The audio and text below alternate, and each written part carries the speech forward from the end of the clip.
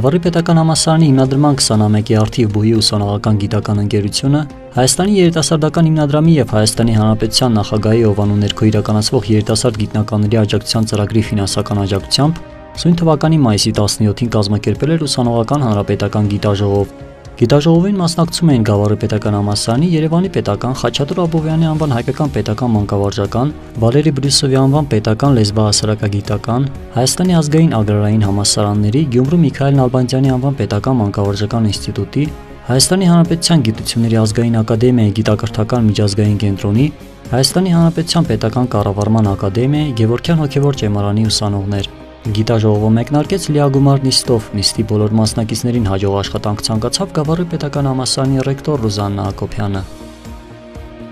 Գավառի պետական համալսարանի ռեկտոր, հիմնադիր ռեկտոր պարոն Հրանտ Խաչատուրի Հակոբյանը, ֆիլոսոֆիական գիտությունների դոկտոր, պրոֆեսոր, ամենաշատը գնահատում էր միտքը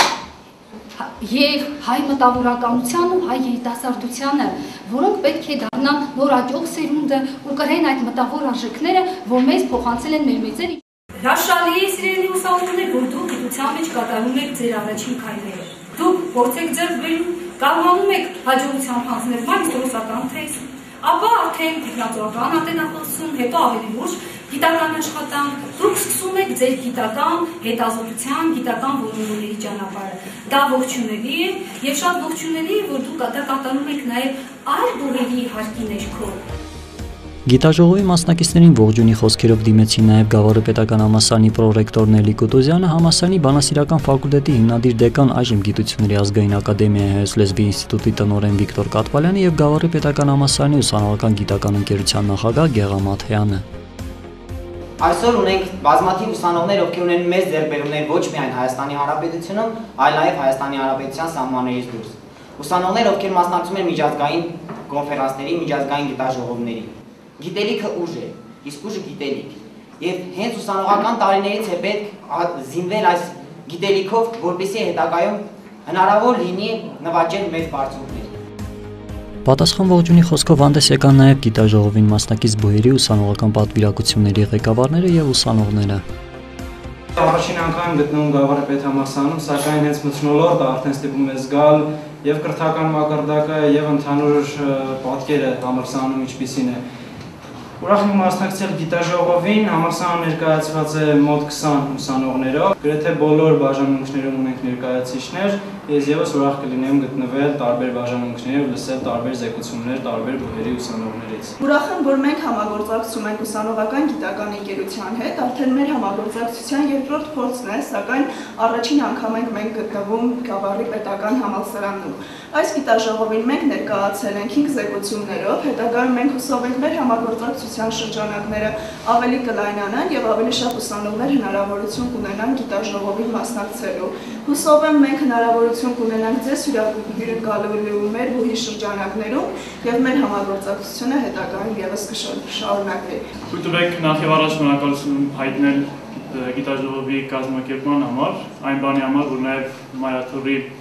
Վարչագույն ուսումնական հաստատության Գևորգյան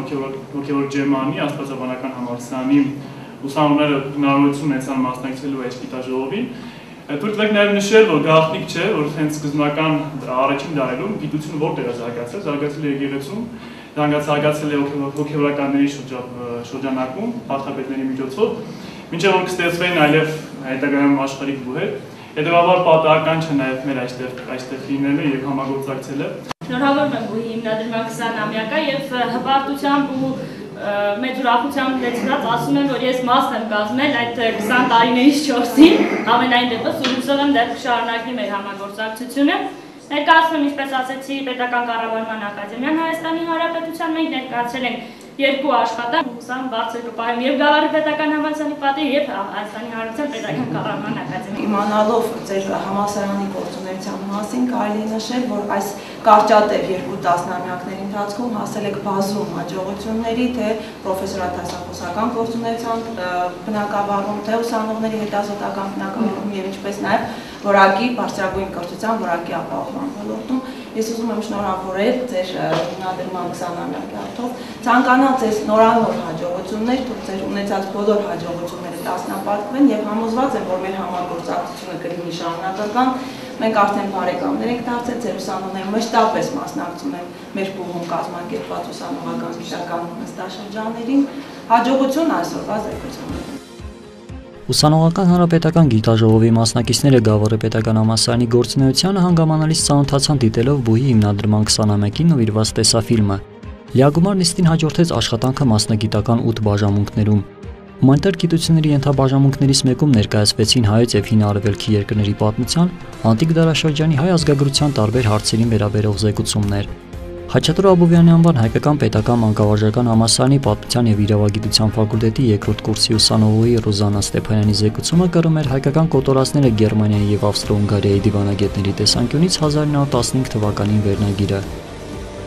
Ես ներկայացրել եմ արտաքին քաղաքականությունը, թե 1915 թվականին ինչպիսի քաղաքականություն էր վարվում Գերմանիայի, Ավստրո-Հունգարիայի եւ առհասարակ եվրոպական երկրների կողմից եւ դրանց արդյունքում հայերի տեղահանության, հայերի ջարդի մասին եւ իմ հետազոտությունների արդյունքում ես հանգեցի նրան, որ ամենամեծ ներուժը, ամենամեծ դրդողը հայերի կոտորածի եղել հենց Գերմանիան։ Ցանկանում եմ, որ գնահատական ստանամ իմ հոդվածի եւ իհարկե ինձ համար շատ կարեւոր են բավական պրոֆեսորների, դասախոսական անձնակազմի կարծիքը։ Երևանի պետական համալսարանի իրավագիտության ֆակուլտետի երկրորդ կուրսի ուսանող Հովհաննես Հարությունյանի զեկուցումը վերաբերում էր Հայաստանում իրավական նիհիլիզմի, իրավունքի նկատմամբ ժխտողական կամ բացասական վերաբերմունքի դրսևորման ձևերին եւ իրավական նիհիլիզմը հաղթահարելու ուղիներին։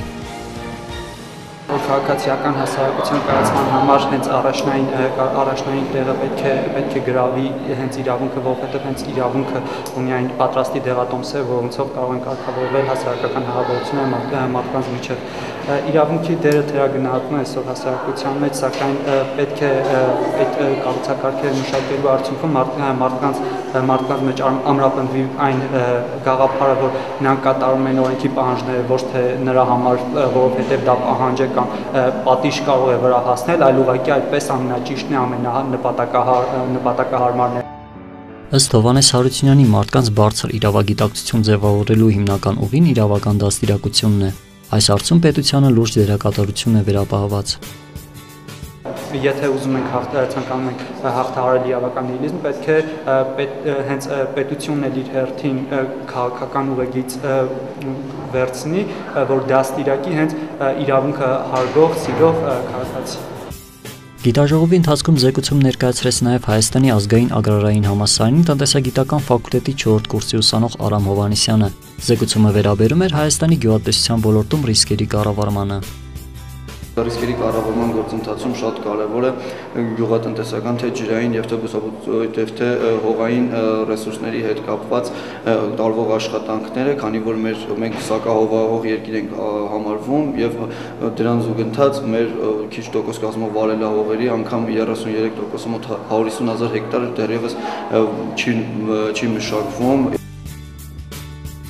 Ըստ Արամ Հովհաննիսյանի Հայաստանի ագրովոլորտի ռիսկերի արդյունավետ կառավարման միջոց կարող է հանդիսանալ գյուղատնտեսության ոլորտում ապահովագրության ներդրումը։ Գյուղատնտեսական ռիսկերի ապահովագրության հարուստ փորձ ունեն արևմուտքի երկրները։ Իսպանիայում ագրովոլորտը 1920 թվականից ապահովագրում են։ Ֆրանսիայում, Կանադայում, Ամերիկայի Միացյալ Նահանգներում ագրովոլորտի վարկավորմանը մասնակցում է նաև պետությունը վճարելով սուբսիդավորման միջոցով ապահովագրավճարների կեսը։ Համաշխարհային փորձն ցույց է տալիս, որ շատ կարևոր է այս ապահովագրական դաշտի ներդրումը, սակայն այն նույնպես հանդիպում է խոչընդոտների եւ այստեղ ես շատ եմ կարևորում պետության աջակցությունը այս խնդրի լուծմանը։ Պետությունը ինքը պետք է կարողանա իր օրենքներով, ենթադրական ակտերով կարողանա կարգավորել դաշտը, ապահովագրական դաշտը եւ սահուն կերպով ներդնել այն գյուղատնտեսության ոլորտում։ Գավառի պետական համալսարանի հիմնադրման 21-ին նվիրված գիտաժողովի շրջանակներում մասնագիտական 8 բաժանմունքներում ներկայացվեցին շուրջ 90 զեկուցումներ։ Գիտաժողովի խմբագրական խորհրդի կողմից երաշխավորված զեկուցումները հրատարակվելու են առանձին ժողովածուի տեսքով։